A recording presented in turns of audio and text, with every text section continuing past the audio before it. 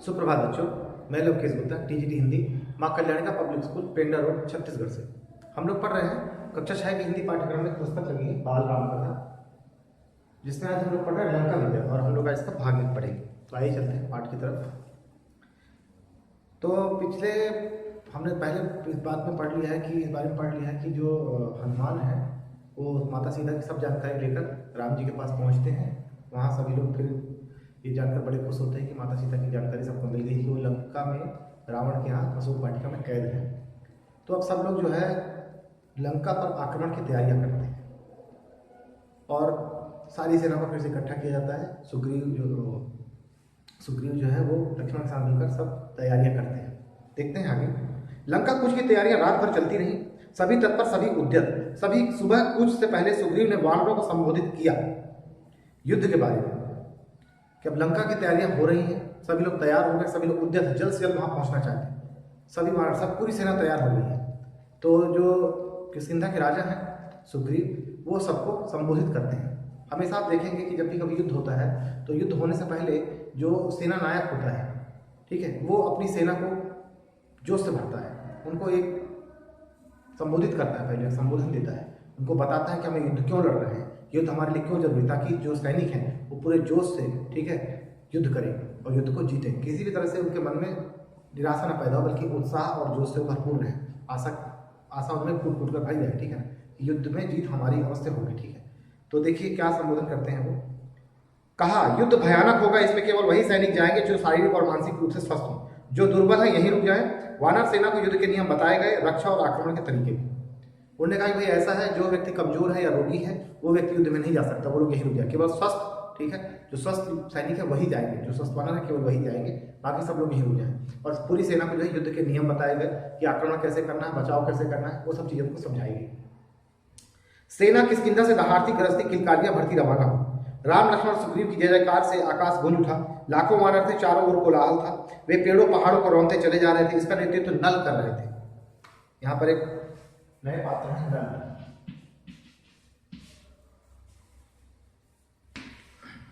सुग्रीव के सेनापति जामवंत और हनुमान सबसे पीछे थे। यह सेना की रणनीति का हिस्सा था। अब जब सेना को यह सब आदेश मिल गया, सेना किष्किंधा से दहाड़ती गरजती जो है पहाड़ों, पेड़ों, जंगलों को रौंदती पार करती हुई आगे की ओर बढ़ने लगी।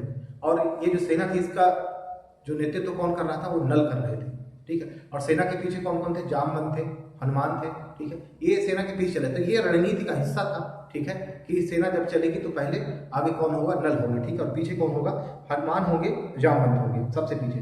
दिन रात चलकर सेना ने महेंद्र पर्वत पर डेरा डाला, वही पर्वत जहां से हनुमान ने छलांग लगाई थी। समुद्र निकट ही था, पर्वत पर सेना का ध्वज लगाया गया, तंबू लगे, पताकाएं हवा में लहरा रही थी।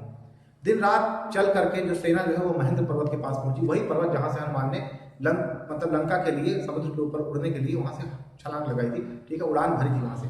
वहीं सब लोग पहुंच गए, वहीं तंबू ताने गए, शिविर लगाए गए, ठीक है, और उस पर्वत पर पताका फहराई गई, झंडे को फहराया गया, ठीक है, जो राम जी का झंडा था, ठीक है, वहां झंडे को फहराया गया। और फिर सभी लोग वहीं पर आराम करने लगे। और आगे की सब रणनीति कैसे होगी, युद्ध कैसे करना है, समुद्र को कैसे पार करना है, उस सब पर विचार विमर्श वहीं होगा, ठीक है। तो सेना ने वहीं पर अपना डेरा डाला महेंद्र पर्वत के पास में, समुद्र बिल्कुल पास ही था वहां से। उधर लंका में खलबली मची हुई थी, राक्षसों में बेचैनी थी, उनके मन में डर बैठ गया था राम की शक्ति को लेकर। जिसका दूत लंका में आग लगा सकता है, वह स्वयं कितना शक्तिशाली होगा। नगर में चर्चा का विषय यही था, लेकिन रावण इससे अनभिज्ञ था। उसे कौन बताता, किसी में इतना साहस नहीं था। अनभिज्ञ,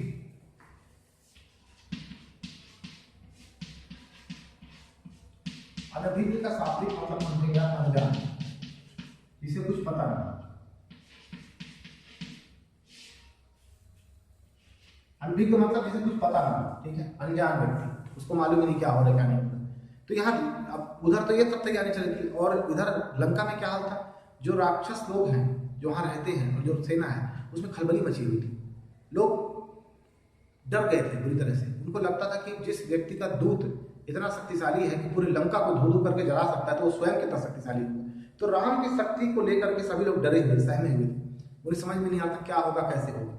पूरे शहर, पूरे जो नगर था, पूरा लंका, पूरी लंका नगरी को पता था कि राम कितना शक्तिशाली है, ठीक है, क्योंकि उनके एक दूत ने पूरा हाहाकार मचा दिया था। लेकिन रावण इस बात से बिल्कुल अनजान था, बिल्कुल अनभिज्ञ था। उसे इस बारे में कोई भी जानकारी नहीं थी, क्योंकि उसको कौन बताता, किसी में इतना साहस नहीं था कि किसी को कोई जाकर उनको बता सकता कि हे रावण, सीता को लौटा दो। देखो उनका एक दूत आया और पूरी लंका को जलाकर चला गया। ठीक है, तो आप सोचिए वो व्यक्ति कितना शक्तिशाली होगा। ये चर्चाएं विभीषण ने सुनी। नगर की हताशा उनसे देखी नहीं गई। ऐसी हताश सेना युद्ध नहीं कर सकती, उसकी पराजय निश्चित है। वे रावण के पास गए उसे सही स्थिति बताने के लिए, समझाने। राम से युद्ध न किया जाए। उन्होंने कहा आप सीता को लौटा दें, सबका कल्याण इसी में है। सीता मिल जाएंगे तो वे आक्रमण नहीं करेंगे। अब ये सब चर्चाएं विभीषण ने भी सुनी। विभीषण जो है वो रावण के भाई हैं। तो ये सब जब चर्चाएं उन्होंने सुनी तो उन्होंने देखा कि जो नगरवासी हैं, जो सेना बड़ी हताश है, ठीक है, निराश हो गई है कि कैसे युद्ध करेंगे। जो व्यक्ति इतना शक्तिशाली है, उसका एक दूर इतना शक्तिशाली है, तो खुद व्यक्ति कैसा होगा। ये सोचकर सब लोग हताश थे। और इस हताशा के कारण क्या है, विभीषण ने सोचा कि ऐसी हताश सेना कभी कोई भी युद्ध जीत नहीं सकती। तो वो अपना फर्ज निभाने के लिए रावण के पास गए और रावण से कहा कि भैया आप सीता को, राम को लौटा दें। सिर्फ यही एक कारण है जिस कारण से वो हम पर हमला नहीं करेंगे, नहीं तो पूरे नगर में हाहाकार मचा हुआ है। ठीक है, सेना पूरी डरी हुई है, सहमी हुई है, और निराश सेना कभी भी युद्ध नहीं जीत सकती। लड़ तो सकती है पर जीत नहीं सकती। तो आप सेना को, मतलब सीता जी को, सेना को भूल जाइए, आप युद्ध को भूल जाइए, आप सीता को, भगवान राम को लौटा दीजिए। इसी में हम सबका कल्याण है, क्योंकि अगर सीता मिल जाएंगे तो वो आक्रमण नहीं करेंगे। रावण ने विभीषण की बात अनसुनी कर दी, उन्हें अपने कक्ष से निकाल दिया।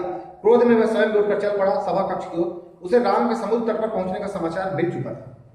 सैनिकों ने राम की सेना की पताकाएं दूर से देख ली थी। अब जब विभीषण ने ये सब बात रावण से कही तो रावण को बड़ा गुस्सा आया। रावण ने क्या किया, उसको अपने कक्ष से बाहर निकाल दिया, निकल जाओ मेरे कमरे से। और वो खुद वहां से अपनी सभा की ओर चला गया, क्योंकि उसने सुन लिया था कि जो राम है वो समुद्र के किनारे तक पहुंच चुका है। ठीक है, समुद्र के किनारे तक राम जो है पहुंच चुके हैं और उन्होंने अपना डेरा वहीं डाल लिया है, क्योंकि उनकी जो पताका है, जो झंडा है उनका, रावण के सैनिकों ने दूर से ही देख लिया था। ठीक है, कि वो वहां तक पहुंच चुकी है और ये खबर रावण को भी मिल चुकी थी। विभीषण रावण के पीछे चलते रहे, बोलते रहे, सीता आपके गले में बंधा सांप है, वह आपको डस लेगा। इसे छोटी बात मत समझिए लंकाधिराज, ये संकेत महाविनाश के हैं। मैं अब भी कहता हूं सीता को लौटा दीजिए, लंका बच जाएगी। अब यहाँ पर जो विभीषण है वो रावण का बड़ा मतलब भला चाहते हैं। वो चाहते हैं कि पूरी रावण के साथ साथ जो पूरी सेना है और जो पूरे नगरवासी वो सब लोग भी बच जाएं। ठीक है, किसी का अहित ना हो। तो रावण को बार बार समझाते हैं कि भैया ये सीता जो है आपके गले में बंधा हुआ सांप है। ठीक है, ये आपको डस लेगा और आपको महाविनाश से कोई नहीं बचा पाएगा, हम सबका विनाश हो जाएगा। तो भलाई इसी में है कि आप सीता को, राम को लौटा दें। और बार बार अपने भाई को समझाने का प्रयास कर रहे थे और वो रावण के पीछे पीछे चल रहे, समझा रहे थे। तुम मेरे भाई नहीं शत्रु हो, मेरे शत्रु के शुभचिंता को रावण का क्रोध भड़क उठा। निकल जाओ यहाँ से, मुझे तुम्हारा साथ नहीं चाहिए। रावण सभागार की ओर मुड़ गया, विभीषण पीछे, दोनों के रास्ते अलग हो गए।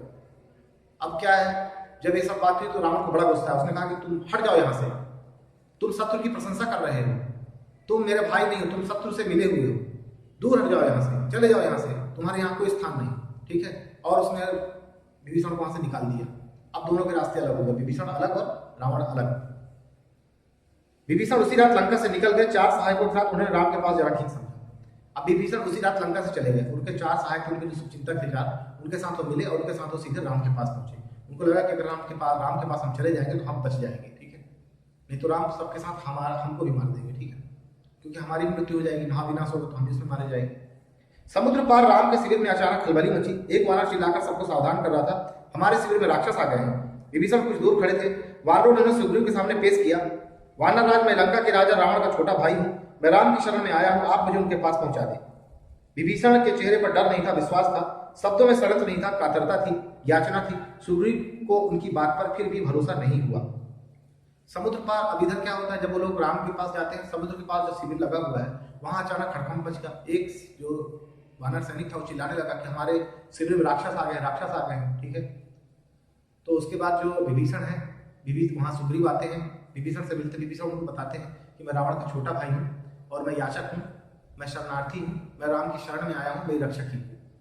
तो विभीषण जब जो सुग्रीव है जब सुनते हैं तो उनको बड़ा इस बात का यकीन होता है कि ये जो व्यक्ति है ये यहाँ कोई षड्यंत्र के कारण नहीं आया है, ये कोई षड्यंत्रकारी नहीं है, बल्कि वाकई में इसमें कातरता है। ठीक है, ये याचना कर रहा है कि हमें अपने साथ मिला लीजिए, हमें अपने साथ शामिल कर लीजिए। ठीक है, लेकिन फिर भी जो सुग्रीव है उनको यकीन नहीं था, क्योंकि राक्षसों को कोई भरोसा नहीं है, मायावी होते हैं, अपना रूप रंग बदल लेते हैं। ठीक है, मेरा नाम विभीषण है, रावण ने मुझे लंका से निकाल दिया, मैंने उससे सीता को लौटाने की बात कही थी। क्रोध और अहंकार में चूर रावण ने मुझे सभा में अपमानित किया, मैं प्राण बचाकर आया हूं, एक बार राम से मिलवा दे, मैं उसे कुछ कहना चाहता हूं। विभीषण ने फिर कहा कि मेरा नाम विभीषण है, मैंने रावण को बहुत समझाने का प्रयास किया कि तुम सीता माँ को भगवान राम को लौटा दो, लेकिन उसने मेरी बात नहीं मानी। अपने घमंड में चूर होकर उसने मुझे सभा से सबके सामने अपमानित किया और सभा से मुझे निकाल दिया। ठीक है, मैं एक बार राम से मिलकर कुछ याचना करना चाहता हूँ, उनसे कुछ कहना चाहता हूँ, तो मुझे मौका दिया जाए। सुग्रीव राम के पास गए। मन में शंका अब भी थी। अंगद भी उसे संदेह की दृष्टि से देख रहे थे। राम ने बात सुनी और कहा, हमें विभीषण को स्वीकार करना चाहिए। मैं शरण में आए व्यक्ति को कभी निराश नहीं करता, यह मेरी नीति है। विभीषण को अंदर आदर से अंदर लाइए। जब सुग्रीव राम के पास गए, सारा वृत्तांत कह सुनाया, तो हालांकि सुग्रीव को भी अभी भी शंका थी विभीषण के ऊपर, और जो अंगद बैठे थे उनको भी शंका थी कि नहीं, हम राक्षस पर विश्वास नहीं कर सकते। लेकिन राम ने कहा नहीं, वो शरणार्थी है, मेरी शरण में आया है, और जो मेरी शरण में आता है मैं उसको स्वीकार जरूर करता हूँ, मैं उसकी रक्षा अवश्य करता हूँ। आप उन्हें आदर सहित अंदर ले आइए। विभीषण राम के पास पहुंचे। राम ने उनका सत्कार किया, लंका का समाचार पूछा। जल्दी विभीषण राम के विश्वास पात्र बन गए। उन्होंने लंका की बहुत सारी जानकारी राम को दी। रावण और उसके योद्धाओं की शक्ति के बारे में बताया। कहा, रावण पर विजय प्राप्त करने के लिए बल और बुद्धि दोनों की आवश्यकता है। अब विभीषण राम के पास अंदर पहुंचे, दोनों में मुलाकात हुई। राम ने उनका सत्कार किया, स्वागत किया। ठीक है, उसका विभीषण ने बहुत सारी गुप्त जानकारियां राम को दी लंका के बारे में, और रावण के जो बड़े बड़े बलशाली योद्धा थे उनके बारे में भी राम को बताया ताकि उनकी शक्ति का अनुमान लग सके। और विभीषण ने यह भी कहा कि रावण से अगर युद्ध जीतना है तो हमें बल के साथ साथ बुद्धि का भी प्रयोग करना पड़ेगा। विभीषण, तुम चिंता मत करो, राक्षस मारे जाएंगे, लंका की राजगद्दी तुम्हारी होगी, भविष्य तुम्हारा है, राम ने कहा। राम ने विभीषण को आश्वासन देते हुए कहा कि तुम चिंता मत करो विभीषण, ये सारे राक्षस मारे जाएंगे, ये लंका नगरी तुम्हारी होगी, एक दिन तुम यहाँ के राजा होगे। ठीक है। राम की सेना के सामने एक बड़ी चुनौती थी, समुद्र, उसे कैसे पार करें। राम ने समुद्र से विनती की, 3 दिन बैठे रहे कि समुद्र रास्ता दे, वह नहीं माना तो राम को क्रोध आ गया। राम को क्रोध देखकर समुद्र ने उन्हें सलाह दी, आपकी सेना में नल नाम का एक वानर है, वह पुल बना सकता है, उससे वानर सेना पार उतर जाएगी। तो राम की सेना के सामने सबसे बड़ी समस्या थी कि सेना उस तरफ कैसे जाए, बीच में समुद्र है। तो राम ने 3 दिन तक समुद्र से याचना की। 3 दिन तक वो समुद्र से प्रार्थना करते रहे कि हे समुद्र, हमें रास्ता दो जाने के लिए, लेकिन समुद्र ने कोई बात नहीं सुनी। तो राम को बड़ा क्रोध आया, उन्होंने अपने बाण से समुद्र को सुखा देना चाहा। तभी समुद्र वहां पर हाथ जोड़कर विनती उनसे किया कि हे प्रभु, आप मुझे सुखाइए मत, बल्कि आपकी सेना में एक ऐसा व्यक्ति है, एक ऐसा वानर है जिसका नाम नल है, वो चाहे तो समुद्र पर भी पुल बना सकता है। नल की कथा ये थी कि ये बचपन में बहुत शैतान थे, और अक्सर जो ऋषि मुनि महात्मा थे उनको बहुत तंग किया करते, नल और नील दोनों। तो उनके जो भी कपड़े होते थे, सामान, सबको नदी में फेंक दिया करते थे, और बड़े परेशान थे। तो उन्होंने उनको श्राप दे दिया कि तुम कुछ भी पानी में फेंकोगे वो डूबेगा ही नहीं। तो चाहे वो बड़े बड़े पहाड़ी क्यों न फेंक दे, बड़े बड़े पत्थर ही क्यों न फेंक दे, वो पानी में तैरता रहेगा। ये उनको वरदान था। उसी वरदान का फायदा उठाने के लिए अब सब लोग तैयार थे, क्योंकि समुद्र सलाह दे दी थी भगवान राम को। ठीक, देखिए आगे क्या होता है।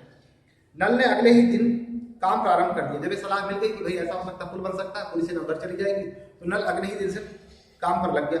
वह पुल बनाने लगा। वानर कंकड़ पत्थर सिलाएं लाते रहे, नल पुल बनाते रहे। 5 दिन में पुल तैयार हो गया। समुद्र को 2 टुकड़ों में बांटता हुआ, उसका घमंड चूर करता हुआ सबसे पहले विभीषण पुल से उस पार गए। पीछे पीछे वानर सेना का अगला शिविर दूसरे तट पर बना। अब नल ने अगले ही दिन से काम शुरू कर दिया। हजारों लाखों की संख्या में वानर थे, वो पत्थर कंकड़ सब उठाकर लाते थे और नल को देते, नल वहां फेंकते जाते थे, और उनके यहाँ से जो भी चीज समुद्र में जाती वो डूबती ही नहीं थी। ऐसे करते करते पुल तैयार हो गया। समुद्र 2 भागों में बट गया, इधर और इधर। समुद्र का पूरा घमंड चूर हो गया। कभी ऐसा नहीं हो सकता था समुद्र पर कोई पुल बनाए, लेकिन समुद्र पर भी पुल बना लिया नल। ठीक है ना। और वानर सेना उस पार उतर जाएगी। सबसे पहले विभीषण, पुल बनने पर विभीषण गए, विभीषण के बाद पूरी सेना गई, और एक शिविर उधर भी लगा। एक शिविर इधर हो गया और दूसरा शिविर उधर लग रहा था, मतलब बिल्कुल लंका के बिल्कुल पास में। असंभव, रावण क्रोध से चीख उठा, समुद्र पर पुल कैसे बन सकता है। इस समाचार से रावण को विस्मय हुआ, भय भी, लेकिन उसने जो मन में ठान लिया था उसे डिगा नहीं। उसने आदेश दिया, सेना तैयार की जाए, युद्ध का समय आ पहुंचा है। रावण को जैसे ही पता चला कि समुद्र पर पुल बन गया, उसने कहा असंभव, ऐसा कभी नहीं हो सकता, समुद्र पर कोई पुल कैसे बना सकता है। और ये सुनकर वो बड़ा घबरा भी गया। उसको लगा कि अरे समुद्र पर पुल बना लिया, ये क्या हो गया, ऐसा भी हो सकता है क्या। लेकिन फिर भी उसने हिम्मत नहीं हारी, वो अपने इरादे पर अडिग रहा कि मैं सीता को नहीं लौटाऊंगा। और उसने क्या किया, उसने सेना को आदेश दिया कि युद्ध की तैयारियां शुरू की जाए, अब सिर्फ युद्ध ही होगा। अब दोनों सेनाएं समुद्र के एक ही ओर थी, आमना सामना होना शेष था। आक्रमण की तैयारी थी, रणनीति बन चुकी थी, पहले आक्रमण की योजनाओं को अंतिम रूप दिया जा रहा था। अब दोनों सेनाएं आमने सामने थी, उधर लंका की सेना और इधर राम की सेना। अब दोनों सेनाओं में सब तैयारी हो चुकी थी, बस पहली रूपरेखा तैयार हो रही थी कि पहले आक्रमण कौन करेगा। यही सब बातें वहां पर तय हो रही थी। राम ने अपनी सेना को 4 भागों में विभक्त कर दिया। लंका के 4 द्वार थे, चौतरफा आक्रमण होना था। हर टुकड़ी को एक द्वार सौंपा गया। राम ने पर्वत शिखर पर चढ़कर स्वयं लंका का निरीक्षण किया। लंका के वैभव से चकित थे। उन लक्ष्मण को बताया। सूर्योदय होते ही राम ने आदेश दिया, लंका को चारों ओर से घेर लिया जाए। वानर सेना जयकार करती चल पड़ी। अब राम ने युद्ध की क्या रणनीति बनाई कि लंका के 4 द्वार थे, चारों द्वार में सेना को खड़ा कर दिया गया। राम की सेना चारों द्वार पर खड़ी होगी, चौतरफा आक्रमण हो रहा था चारों तरफ से, ठीक है। राम खुद एक शिला पर चढ़ गए और वहां से उन्होंने लंका का निरीक्षण किया। वो आश्चर्यचकित हो गई, इतनी सुंदर नगरी, ठीक है। और सूर्योदय होते ही उन्होंने आदेश दिया, उन लक्ष्मण को सब बात बताई। और सूर्योदय होते ही जैसे सूर्य निकला, उन्होंने आदेश दिया कि लंका पर आक्रमण हो, और सारी सेना कूच कर गई। इस बीच राम ने अंगद को बुलाया, कहा तुम लंका जाओ, मेरे दूत बनकर सुलह का अंतिम प्रयास करो ताकि युद्ध टल जाए। रावण से कहो कि सीता को लौटा दे, अन्यथा उसका अंत होगा। इसके बाद भी, सेना को आदेश देने के बाद भी, राम ने अंगद को बुलाया और कहा कि तुम रावण के पास जाओ और उससे हमारा प्रस्ताव करो, सुलह का प्रस्ताव, समझौता करो, समझौते का प्रस्ताव कि हम युद्ध नहीं चाहते। अगर तुम माता सीता को लौटा दो ससम्मान तो हम युद्ध नहीं करेंगे, ठीक है, कोई भी व्यक्ति मारा नहीं जाएगा। तो चूंकि सेना ने तो चारों तरफ से घेर लिया था लंका, फिर अंगद जाते हैं किसके पास? रावण के पास। अंगद ने ऐसा ही किया पर रावण नहीं माना। राम का संदेश सुनकर रावण क्रोधित हुआ। कुछ राक्षसों ने उन पर आक्रमण किया। अंगद वहां से बचकर राम के पास पहुंचे। कहा रावण कोई पश्चाताप नहीं है, रावण को कोई पश्चाताप नहीं है, वह हमारे साथ सुलह के लिए तैयार नहीं है, युद्ध चाहता है। अब युद्ध ही एकमात्र विकल्प है। वानर युद्ध के लिए तैयार थे, राम के आदेश की प्रतीक्षा में थे। आदेश मिलते उन्होंने लंका पर चढ़ाई कर दी। अब इधर अंगद जब रावण के पास जाते हैं, ठीक है, तो रावण उनकी बात नहीं सुनता, बल्कि राम की बात सुनकर और क्रुद्ध हो जाता है।